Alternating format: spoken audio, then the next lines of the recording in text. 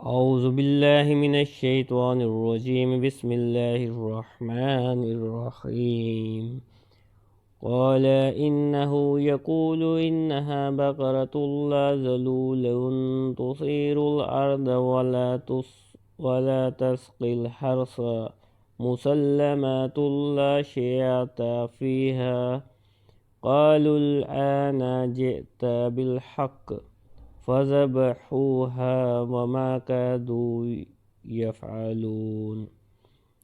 ترجمہ: موسیٰ نے فرمایا، اللہ فرماتا ہے کہ ایک ایسی گائے ہے جس سے یہ خدمت نہیں لی جاتی کہ وہ زمین میں ہل چلائے اور نہ وہ کھیتی کو پانی دیتی ہے، بالکل بے عیب ہے، اس میں کوئی داغ نہیں۔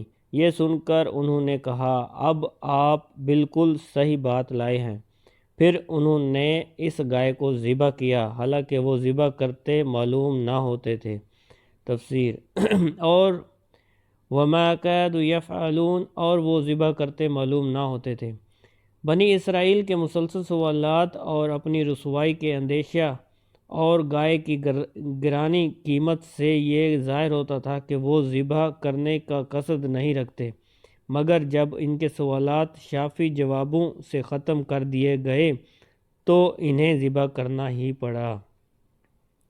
وَإِذْ قَتَلْتُمْ نَفْسًا فَادَّارَأْتُمْ فِيهَا وَاللَّهُ مُخْرِجٌ مَا كُنْتُمْ تَكْتُمُونَ، اور یاد کرو جب تم نے ایک شخص کو قتل کر دیا، پھر اس کا الزام کسی دوسرے پر ڈالنے لگے، حالانکہ اللہ ظاہر کرنے والا تھا اس کو جسے تم چھپا رہے تھے۔ وَإِذْ قَتَلْتُمْ، اور جب تم نے قتل کیا، یہاں اس سے پہلے قتل کا بیان ہے جس کے اوپر واقعہ گزرا۔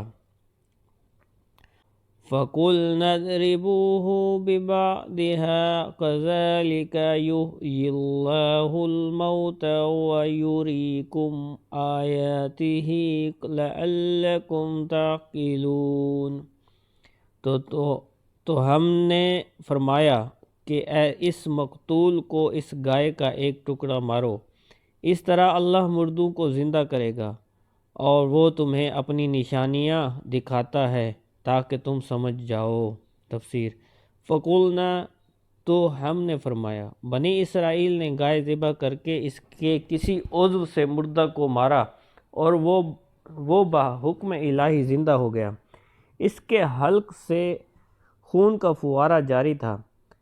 اس نے اپنے چچا زاد بھائی کے بارے میں بتایا کہ اس نے مجھے قتل کیا۔ اب اس کو بھی اقرار کرنا پڑا اور حضرت موسیٰ علیہ السلام نے اس پر قصاص کا حکم فرمایا۔ اس آیت مبارکہ میں اللہ تعالیٰ نے مردے کو زندہ کرنے کے اس واقعے سے قیامت کے دن اٹھائے جانے پر دلیل قائم کی کہ تم سمجھ لو کہ جیسے اللہ تعالیٰ نے اس مردے کو زندہ کیا، اسی طرح وہ قیامت کے دن بھی مردوں کو زندہ فرمائے گا، کیونکہ وہ مردے زندہ کرنے پر قادر ہے اور روز جزا مردوں کو زندہ کرنا اور حساب لینا حق ہے۔